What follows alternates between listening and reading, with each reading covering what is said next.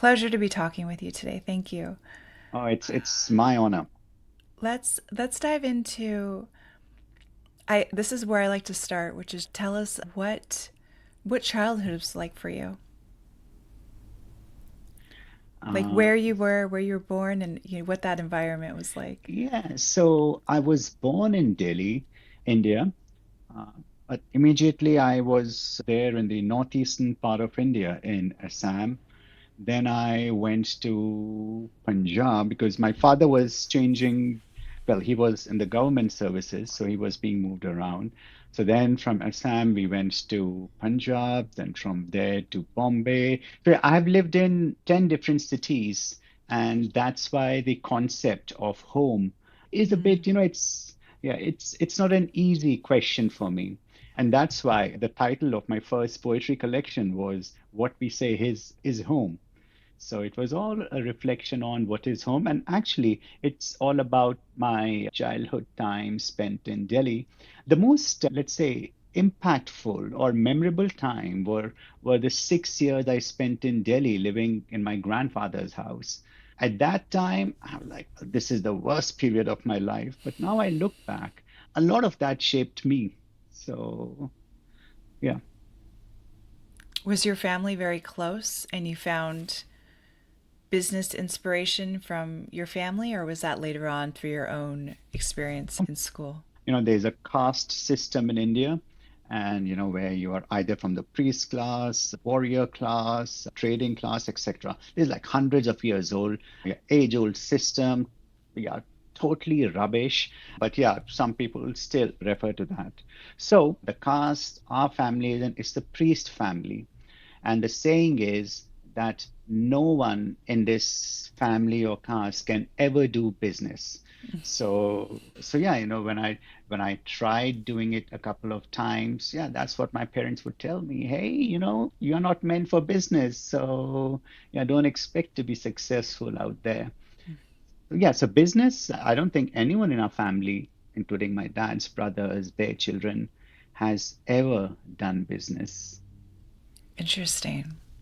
So it was kind of how being an artist or somebody who likes to just write, they're like, how are you going to make that's not what you do, right? So it wasn't celebrated to want to start your own business or to think about bringing product to the world. That wasn't something that was celebrated.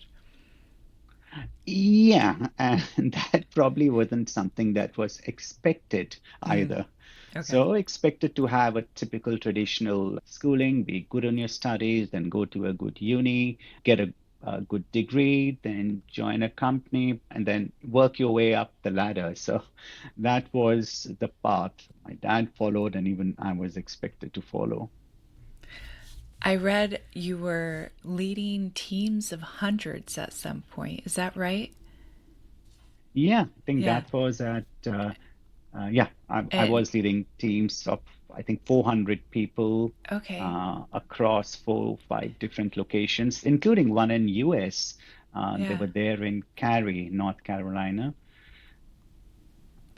So Yeah. you're driving enterprise turnarounds and navigating funding rounds. Can you paint a picture of life at that pace and what you were pursuing at that time and what success was, what it felt like to be doing that? Yeah, for both the kind of roles, team roles and funding roles, Yeah. or yeah, one of them. Okay. Yeah. Yeah, so I love creating things and I love, sorting out a mess. When I was given this opportunity, well, there's this struggling business unit, the employee motivation is low, the profitability is poor, the client wants to throw us out. So yeah, every parameter you take, it was not good news. So then I was tasked to turn it around. And yeah, the first one year we did manage to, CSAT went up. 10 times, employee satisfaction 3, 4 times, profitability increased 4 times.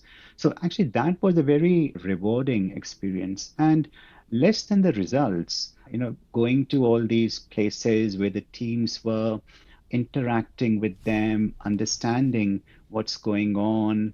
Yeah, I think that was a part which was really enriching and rewarding for me. The funding bit, that was so, I would say, full on and rigorous. And I used to end up working, first I would work the UK hours, and then I would work, the US hours, the Silicon Valley hours. So uh, there was a time when my family said, just keep a mattress under your desk because when you wake up, when you go to bed later at night, you just wake everyone up. So yeah, just stay in your study. So yeah, it was quite intense. Yeah, did I enjoy it? Yeah, indeed. I love talking about what we were doing, what we were building. So yeah, I did enjoy that. But the sheer volume of stuff you need to be having 3, 4 conversations in a week and at different stages. So that, in a way was exhausting and quite full on. But yeah, I loved sharing about my product, telling people why it's unique and so on. What was that? That was before Dill House, correct? So there Yeah, was that was before Dilli what House. It was a what was tech that software. tech software? So it was a software that allowed innovation teams in large companies to bring all their ideas together digitally in one place, rather bring all the information and knowledge into one place, and then use that to build ideas using common frameworks and ways of doing things. So yeah, we call it an innovation platform. So it was inspired actually by HiFi. That's the underground mycelium network through which trees connect and communicate and share water, energy, information. And I don't remember the exact figure, but every step you take in the woodlands, it's got hundreds and thousands of HiFi connections underneath. So we wanted to do something similar for organizations that what if you had a network in which people were freely exchanging information, energy, and the way the hyphen network works is that if one tree needs more of something, then the others contribute to that. And if one has more of something, they can contribute to that to others. So yeah, that was the intention behind that product. Neat. This was somebody else's company? This wasn't something you No, started. I was one of the co-founders. Oh, very So cool. I had worked with Chris and Louis about 15 years ago. We kept in touch, always wanting to do. So they came from the innovation consulting world. So we have been in touch, always wanting to do something that combined innovation and technology, but in a different kind of way beyond the typical idea management, etc. kind of tools. But each time the time wasn't right. Either I wasn't available or they were too busy, etc. But that was the perfect time where all three of us were available. So that's when so UK went into lockdown in March, and April is when this company was formed. Nice. Are you guys still growing this? No, so the whole story is this. So we had a good 4-year run, had clients such as IKEA and Reckitt, and we raised 2 rounds of funding. But 2024 was a very tough to be raising money. So in August that year, we the board met and decided to go in for voluntary liquidation, which is we voluntarily put up the company for we didn't want to go down the salary sacrifice and or take on more debt because yeah, we've done that and it was quite exhausting for the team. So yeah, we went in for voluntary liquidation, and that's when I was looking at, hey, what do I want to do next? And that's when Dilli House was formed. In fact, it was on the same day, 15th August 2024, our company officially went into liquidation. 15th August 2024 was the registration date of Dilli House. How cool. And it was also India's Independence Day. It is India's Independence Day, 15th August. So yeah, it seemed like an auspicious date. So Yeah, yeah, that's really neat. I would like to how I'm going to thread in hair is I I feel like how we there's definitely something to how we present ourselves to the world, you know. I think you no matter what gender we are, we can experience this. Like sometimes just changing our frames, our eyeglasses, people are like, wow, those are nice. And then now, or all of a sudden, you find yourself getting coffee and people are like, nice frames. And you're like, cool, I changed a little thing. And now people are, and it's not just the compliments. I feel like it's a little bit of our persona, you know, and it's nice to have something unique that stands out that catches people's attention, especially in business. You know, I feel like anytime we can have something unique stand out about us, that's really cool. So I feel like for hair, there's always, even if we think we don't have a hair story, you know, I feel like we can look back and there's always a time with maybe our grandfather, our father, or somebody was cutting our hair at home and or we were watching our mothers do their hair, you know, and could see culturally a symbolism and how these things have left like impressions on us, even though we feel like, yeah, yeah, it's just our hair. But we wash it, we kind of style it, you know, whether we're thinking about it, it's we're aware of it, you know, especially as yes, teenagers, you know, we start to play with our appearance because we're suddenly aware of, you know, how people are looking at us, and the opposite sex is like, oh, there's things we can do and dress a certain way, you know, where it's gonna, how are our friends looking at us? So I'm I wonder if you can touch on that a little bit, especially culturally. I feel like in India, and I know you can't we can't speak to our whole culture, but our own experience, even if it is just watching how other people what their behaviors are like with their hair. I feel like in business too. This is a lot like people don't talk about this so much, you know. And the more I explored it in different cultures, I find where even like wig wearing is really popular. You know, I didn't know this about in certain Jewish communities or very just fascinating things how hair ties into business. And yes, we don't absolutely. you don't need to represent all of that, but if something came to mind as I was saying any of that that you would like to share, I think would just be a nice story, especially if it's personal. Yeah, so for hair, my earliest memory of looking up. So Sunday used to be the hair care day in our family. So from dad to mom to sis. So dad had his own ritual. I know he used to apply this weird, Savlon, which is a Dettol kind of liquid mixed with water on his hair. And it smelled rubbish, and I wasn't sure why he did that. My mom and my sis and I, we use coconut oil. So, yep. So the ritual was get up in the mornings, late-ish on a Sunday, then apply hair oil. And it usually was a intra-family affairs. So I would apply it on my dad, my sis would apply on me, or I would apply on myself, my mom would apply on my sister. So yeah, each one applying some form of hair product on each other. So yeah, that was our family ritual. Then what else comes to my mind?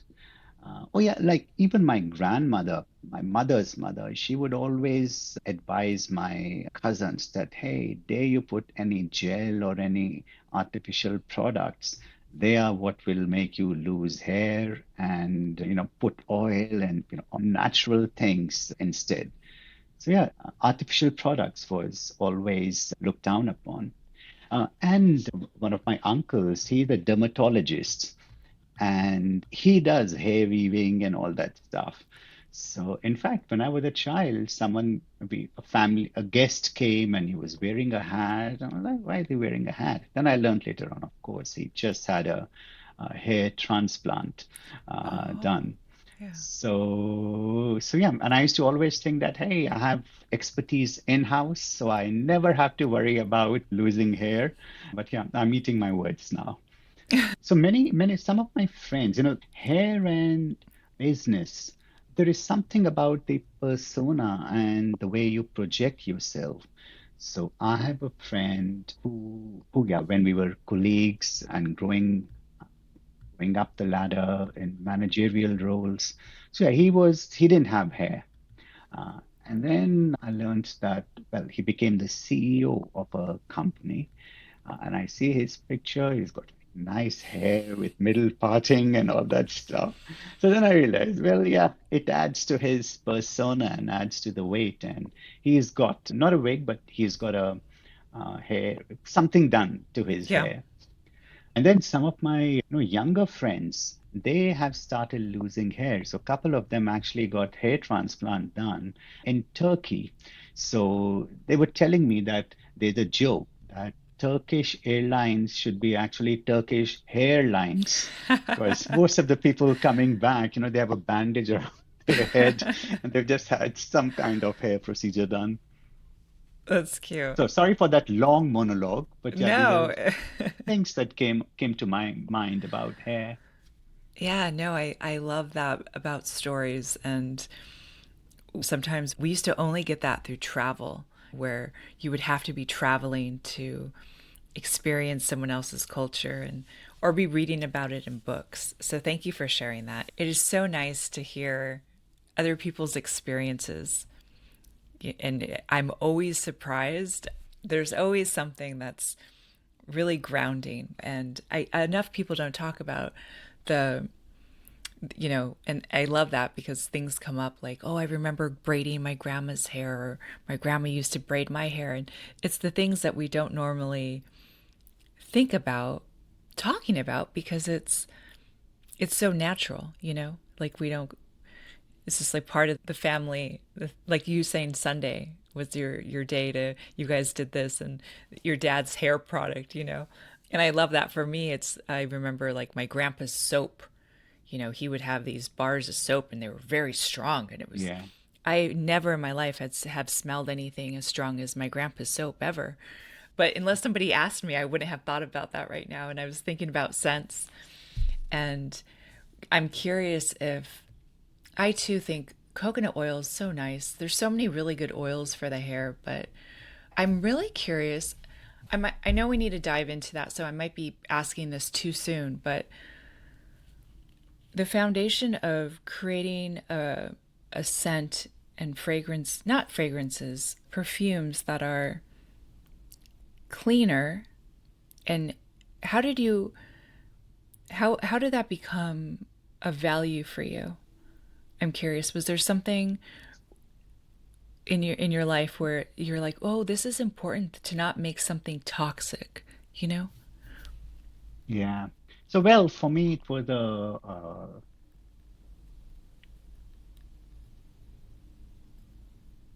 I always get teary-eyed while talking about it. So, but yeah, 4 years ago, and actually last week, Saturday, exactly 4 years ago, I met with a cycling accident.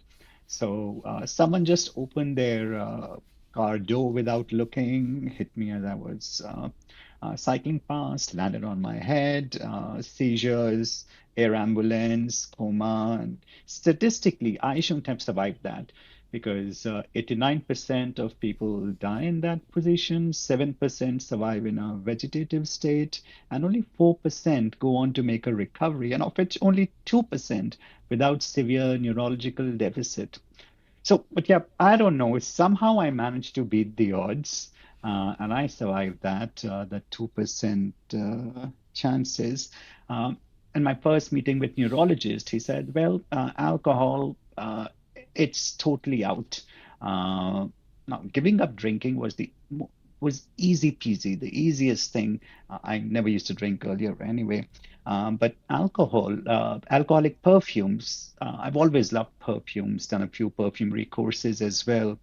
Uh, Giving that up was a bit difficult. So I went around all the brands I liked, from Joe Malone to Diptyque to Penhaligon's, asking for alcohol-free perfumes, and no one had them except Diptyque. They had a solid perfume, which was nice, but not so lasting. And then you had these others, which are essential oils mixed in a sandalwood oil base and so on. But they're hard to apply, too strong. So I couldn't find anything in the market. So I said, okay, let's create one ourselves. Yeah, let me create one myself. So alcohol free, it's alcohol free because of that reason. And I've always liked natural, pure and natural things. No, it's almost like you develop a relationship with the product that's pure and natural. So that's the path I know we wanted to take. And the perfume industry, it's notorious for being bad for the environment, single use, waste.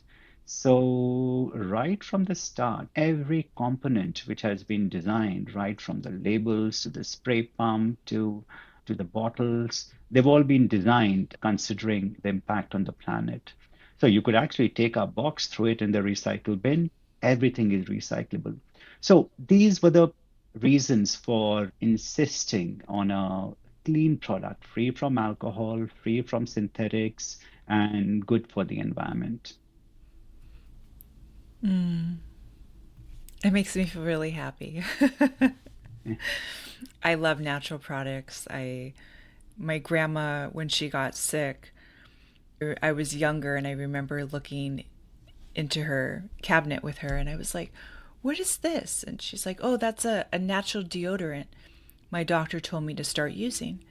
And I was like, "Why why did he tell you to start using it after you got sick?" So I said, "Why can't you use regular deodorant?" And she's like, "I don't know, but he told me to use this instead, so I'm using a natural deodorant." And it kept percolating in my mind. And I later got into the natural supplement and body care industry and worked in it. But I always came back to I never questioned what's wrong with regular deodorant, or regular products. And I ended up making my own natural deodorant. Amazing. And it's a completely different experience because sometimes you might have a residue on your clothes or because it's cacao and cocoa, different different oils, and it's not going to be this super strong scent that's supposed to last 12 hours. It's going to naturally fade and kind of change with your chemistry, right? And your own hormones.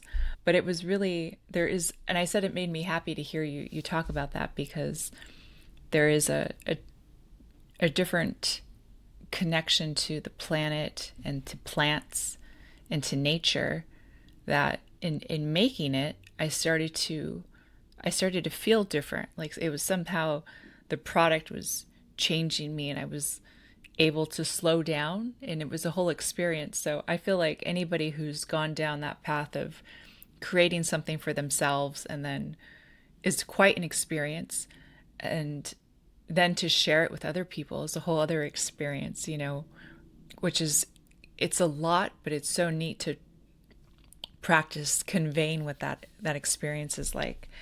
I think I'm going to back up a little bit to you starting Dill House and having to make changes in your life after the accident, and how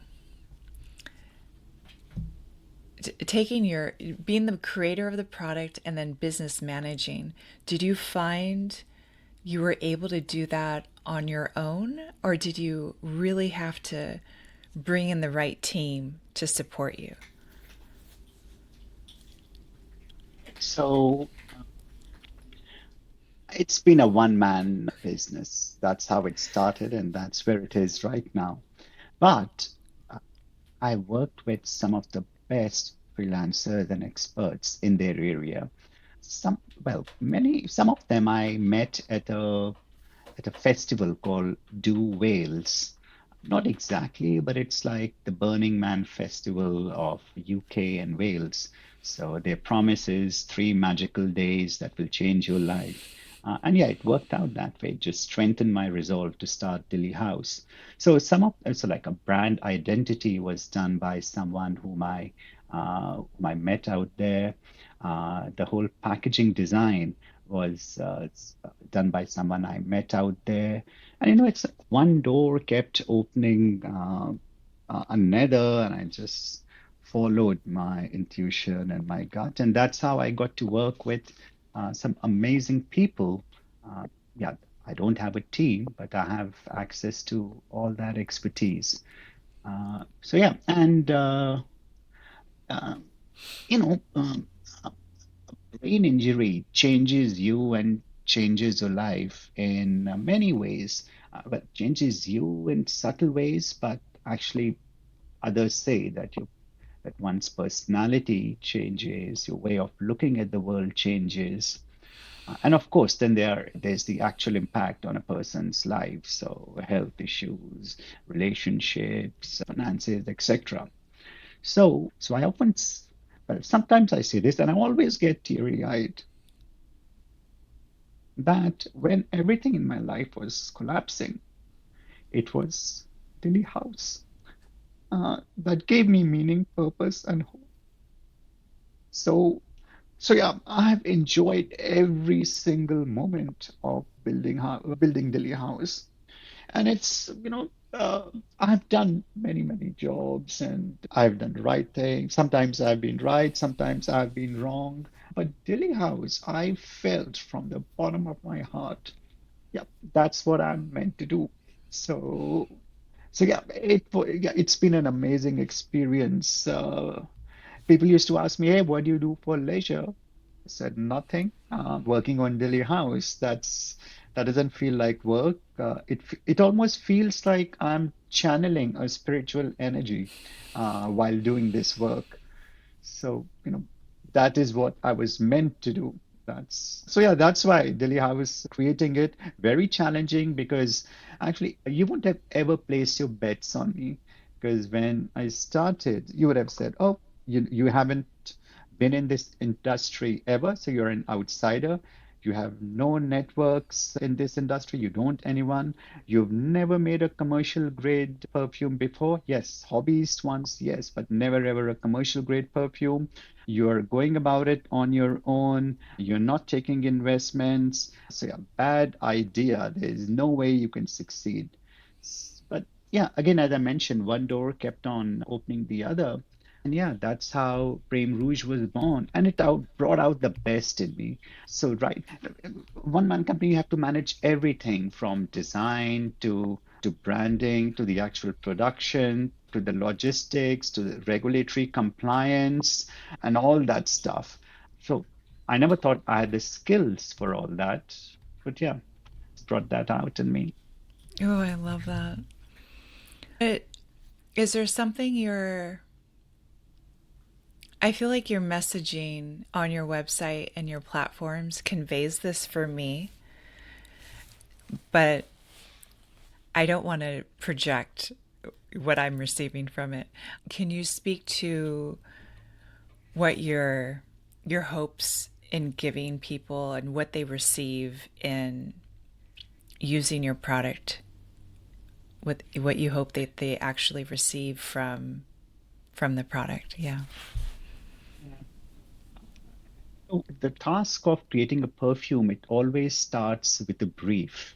And the brief, which I wrote for Prem Rouge, it didn't start with the ingredients or, it should have this, and this. It started more with the feelings that one wants to bring about in anyone who wears the perfume or smells it. So that's been the foundation of how we created Prem Rouge. And what we want the user to feel is, again, to take a pause and just get present to the moment and everything around them, and carry some memories with them. So it's also about bringing back memories and creating new ones. And also finding your own ritual in terms of how this perfume engages with you. You can apply each one on their own or combining them in various proportions to create your own signature scent. So yeah, so pause. Our whole philosophy actually is called gentle moments. People chase peak moments, looking at Earth from space, watching the sunset in Grand Canyon, and so on. They are fantastic, but they don't happen to 99.9% of us.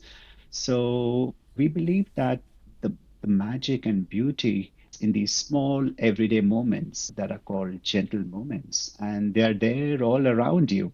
Could be something as simple as, oh, I love the plant and the way it's shaping out in a almost a perfect triangle, the plant which is there behind you. So gentle moments is our philosophy, and that's what we want our users to feel when they put on the perfume. They just pause for a moment and yeah, feel the gentle moments around them. I love finding people who appreciate those things as much as I do, articulating their desire to embrace gentle moments. I wanted to say that I really love that you have put your poetry out there, and that Dill House seems to be an infusion, an integration of everything that you are.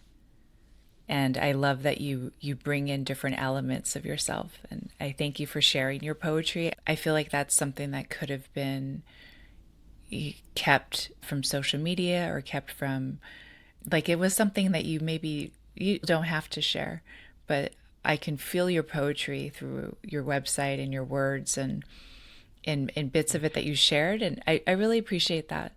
It's No, thank inspiring, you. and I love it. I really do.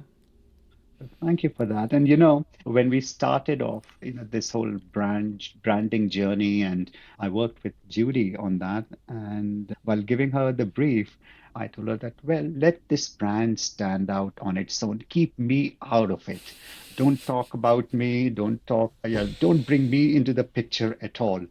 And then, she said, well, the Dilli House story is a story. So you can't hide away from it. So that's when I started and she was very smart that she would ask me for, hey, what are my thoughts about this? And yeah, can you share some of your poems, etc., etc. So I just shared with her, and then she put them all together in such a beautiful way.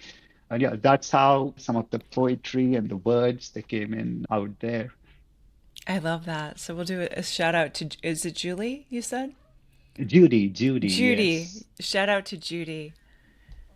Is she active in, is she just a friend, or is she somebody that you touch base with weekly on the Uh, growth and what you're well, yeah, doing? yeah, we met at that Dew Wales festival, and we were stone buddies. So, which means when you enter the festival, you're given a stone which has a geometric symbol on it, in some particular color, and your job is to find. So there are two of each type. So your job is to, amongst all these 100 people, find out who your stone buddy is. So yeah, Judy Andrews was my stone buddy. We never met at the festival, but then we realized this later on, and so that's how we met. I keep working with her from time to time, depending on what Dilli House needs. She keeps a close tab on us, and I always reach out to her when I need anything on branding strategy, and so on. This festival sounds magical. Oh yeah, it is Yeah. magical. You can never, if someone says, what happens out there? You can't even pinpoint as to, this is something which happens. It's that whole atmosphere, people who've had, breakthroughs and transformation in their lives, they talk about it in the first half of the day. Second half, you have workshops. Like I learned how to sharpen a knife. So yeah, for kitchen purpose, not for anything else. And then in the morning, you would do some activity. And it was the first time I actually swam, it's called wild water swimming. And the weather was awful. It was cold. It was rainy. It was gloomy. But yeah, once we went, and the water was really, really cold. But once we went in, we were playing like children, this group of 5 and 10, and the walk back to the bus, that was like, so peaceful, as if, the world around you has come to a standstill. So like this, there were many of these gentle moments in this festival, which all contribute to you having that experience uh, of magic and connecting with others. So I yeah, want it's a to magical festival. I want to experience this festival for sure. You Thank you for won't be sharing. disappointed. Yeah. Yeah, I hadn't heard of it before, and I'm not really Yeah, drawn. I've never been drawn to them before, but you talking about it, I'm like, I need to go here. it's called Dude, as in Do, and Do Wales. Wales is the place where it happens. So Do Yeah, Wales. how funny. I'm gonna check it out. Thank you so much for sharing that. I My pleasure. This was lovely. I have no more thoughts except good ones, and I just feel very honored, and thank you. You've made my day sharing your story and yourself with me. Is there anything messaging wise or tips in somebody visiting your website that we should know? Well, we've made that choice very simple. We have only one product, and it comes as a duo. So one is rose based, and the other is tuberose based. They work well on their own, but you can layer them together in endless combinations. So yeah, there is only one product. Some people have asked, can we buy just the tuberose or just the rose? Said nope, that's against our design ethos. Because even if you don't like one, you can pair it with the other to create something beautiful. And actually, I did a lot of research on this last week, and I then realized what we have created, it's the world's first alcohol-free, 100% natural perfume that's been designed to be layered. So yeah, that I can confidently make that statement because I've gone to the bottom of it and done my research. Yeah. Wow, this is so aligned with my ethos more than I thought. So, And I hope we can stay in touch. Thank you so oh much. yeah, of course, and thank you for your support. Your comments on social media, they're very encouraging, and yeah, they tell me that okay, we are on the right path. So thank you for that. Your comments, they mean a lot to us, and your support and encouragement. Yep, and thank you for inviting me for this conversation. Thank you.